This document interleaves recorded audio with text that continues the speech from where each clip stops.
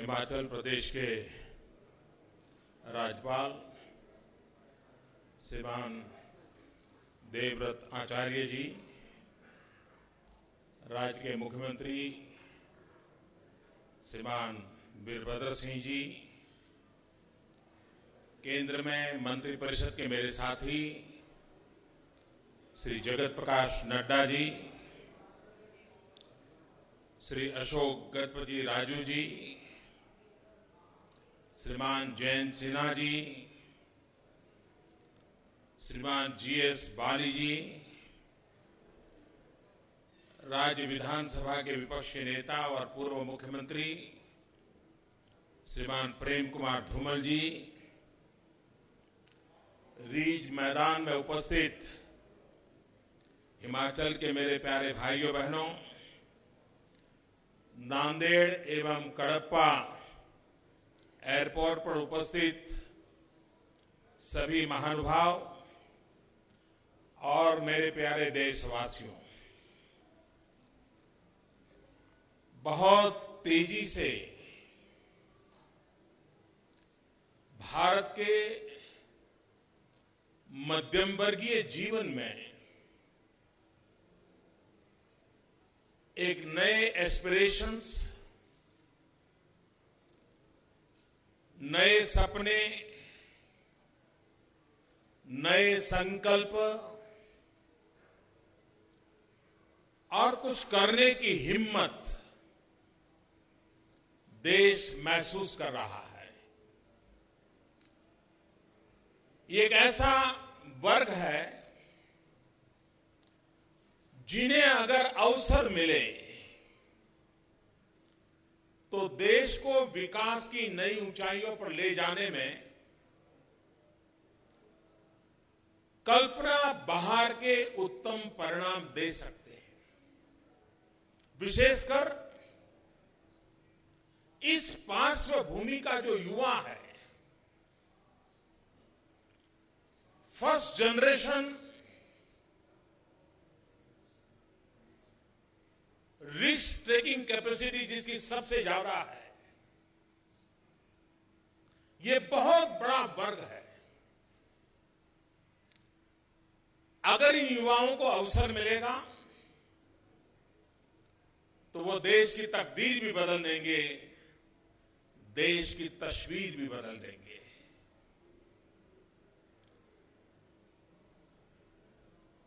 पूरा विश्व ये मानता है कि भारत में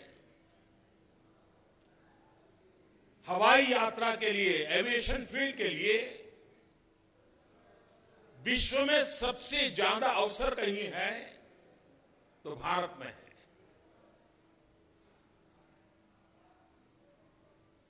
बहुत पहले हमारी सोच ये बनी थी कि हवाई यात्रा ने ये राजा महाराजाओं का ही विषय है और इसलिए हमारी एयरलाइंस के साथ जो लोगो जुड़ा था वो भी महाराजा का जुड़ा था। और जब अटल जी की सरकार थी तो हमारे रूडी जी एविएशन मिनिस्ट्री में थे, तो मैंने एक दिन, तब तो मैं तो पार्टी का काम करता था, यहां हिमाचल में रहता था, तो मैं एक बार उनसे मिला। मैंने कहा, भाई क्या ये लोगो नहीं बदल सकते क्या? तो क्या? मैंने कहा, इससे लग रहा है कि हवाई जहाज और हवाई यात्रा ये एक ही वर्ग के लोगों के लिए है। तो उन्होंने कहा, क्या करें? मैंने कहा, कुछ मत करिए, कार्टूनिस्ट लक्ष्मण का जो कॉमन मैन है उसी लोगों में लगा दीजिए, उसकी परमिशन ले लीजिए।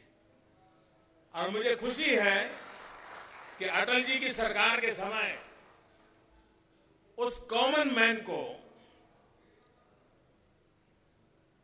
भी समावेश किया गया था। उस समय, जबकि मैं राजनीति में किसी पद पर नहीं था, मैं एक संगठन का काम करता था, लेकिन उस समय मेरे समझ में आता था कि ये जो सोच है राजा महाराजों वाला लोगों के साथ जुड़ी हुई, उसको बदलना है। और उसमें से हमारे विभाग से मैंने आग्रह किया कि एक तो देश में एक सबसे बड़ी कमी है, हमारी कोई एविएशन पॉलिसी नहीं है। इतना बड़ा देश है, इतनी संभावनाएं है, विश्व का ध्यान है, एक एविएशन पॉलिसी बनाएं, कसौटी पर कसें, सारे स्टेक होल्डर्स को उसमें विश्वास में ले और नीति के आधार पर इसके एक्सपांशन की एक डिजाइन तैयार करें। मुझे खुशी है कि आजादी के बाद पहली बार देश में एविएशन पॉलिसी बनाने का सौभाग्य हमारी सरकार को मिला। और उस समय मैंने पहली मीटिंग में कहा था कि एविएशन को मैं किस रूप में देखता हूं। हमारे देश में गरीब व्यक्ति की एक पहचान है, वो हवाई चप्पल पहनता है। और मैंने उस मीटिंग में कहा था कि मैं चाहता हूं कि हवाई जहाज में हवाई चप्पल वाले लोग दिखाई दे। और आज ये संभव हो रहा है। आज शिमला और दिल्ली को हवाई यात्रा से, नांदेड़ और हैदराबाद को,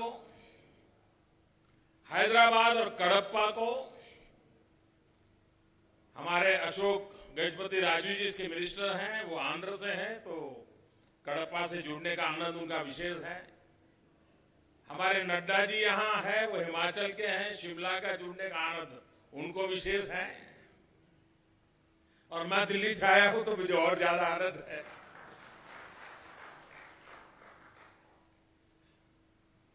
ये हवाई सफर कैसी बन रही है। आज हम टैक्सी में जाएं बाय रोड, 1 किलोमीटर का किराया करीब 8 से 10 रुपया होता है। दिल्ली शिमला की हवाई यात्रा ज्यादा से ज्यादा 1 घंटे में। अगर रोड पर मैं यात्रा करके आता हूं कम से कम 9 घंटे। अगर रोड मार्ग से आया मैं किलोमीटर का हिसाब लगाऊं और 10 रुपया हिसाब लगाऊं मैं, और हवा पहाड़ में तो 10 रुपये से ज्यादा हो जाता है। ये सफर ऐसी है जो समय भी बचाएगी और इसका खर्च टैक्सी में अगर किलोमीटर का 10 रुपया लगता है तो नई पॉलिसी के तहत हवाई यात्रा का किलोमीटर का खर्चा सिर्फ 6 या 7 रुपया लगेगा।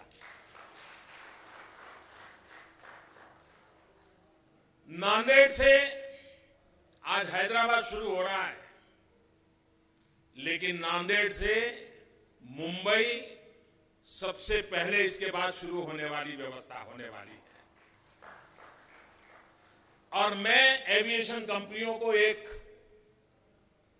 टिप देना चाहता हूं, और ये जो मैं उनको एडवाइस दे रहा हूं इसके लिए मेरी तरफ से कोई रॉयल्टी चार्ज नहीं करूंगा। मैं मुफ्त में उनको एडवाइस दे रहा हूं। अगर एविएशन कंपनियां व्यापारिक दृष्टि से सोचते हैं तो सोचें कि नांदेड़ साहब, अमृतसर साहब और पटना साहब अगर हवाई सर्कुलर रूट बनाएंगे, दुनिया भर के सिख यात्री इस हवाई यात्रा का सबसे ज्यादा लाभ उठाएंगे।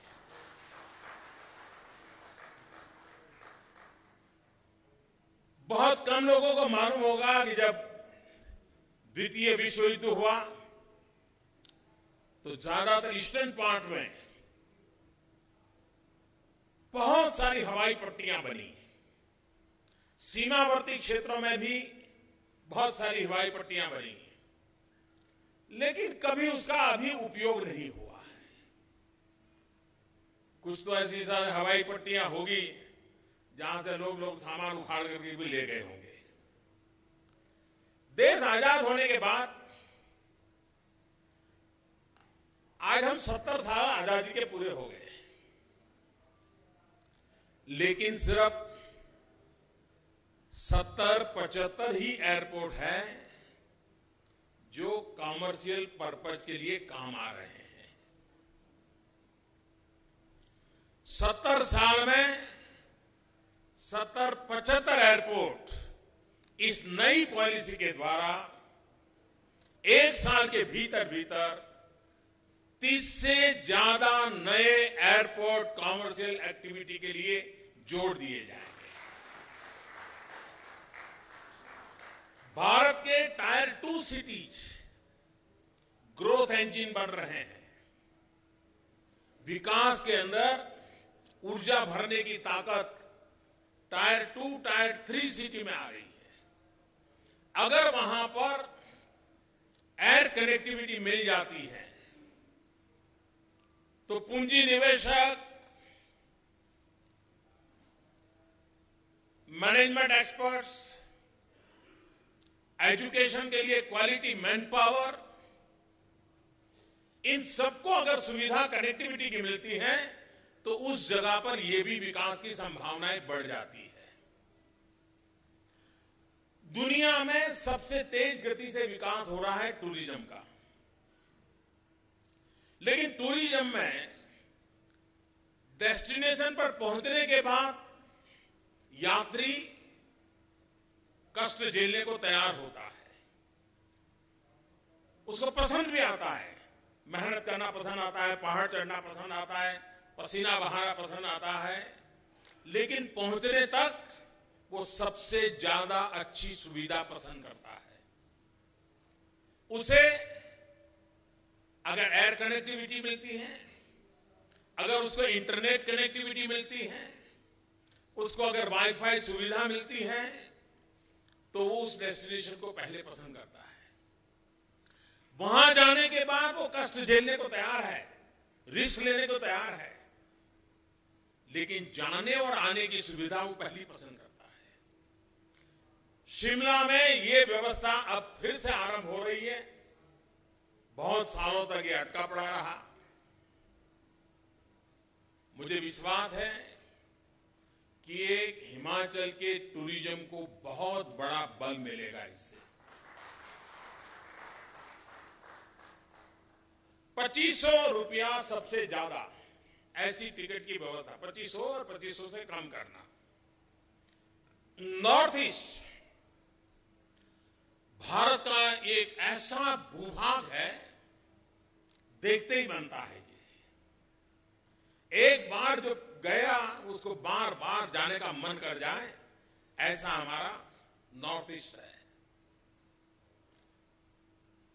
प्रकृति का वहां ऐसा वास्तव में मिलता है जो शायद कहीं और मिल सकता है, लेकिन कनेक्टिविटी के अभाव से हिंदुस्तान का सामान्य नागरिक वहां जुड़ नहीं पाता है। ये देश के इंटीग्रेशन के लिए भी बहुत बड़ा काम इससे होने वाला है। इससे सिर्फ यात्रा की सुविधाएं नहीं, 2 भूभाग, 2 कल्चर, 2 परंपराएं बड़ी सहजता से जुड़ जाती है। मुझे खुशी है कि देश में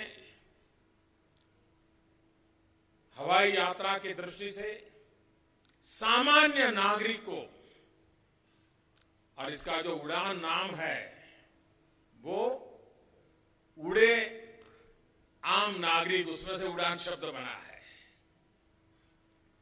और जैसा मैंने कहा, हवाई यात्रा में हवाई चप्पल वाला नजर आना चाहिए, और सब उड़े सब जुड़े। देश के एक कोने से दूसरे कोने को जोड़ने का एक महाअभियान इससे हो रहा है। मेरे लिए खुशी की बात है कि आज यहां एक दूसरे कार्यक्रम का भी लॉन्चिंग हो रहा है, उसका शिलान्यास हो रहा है। Human resource development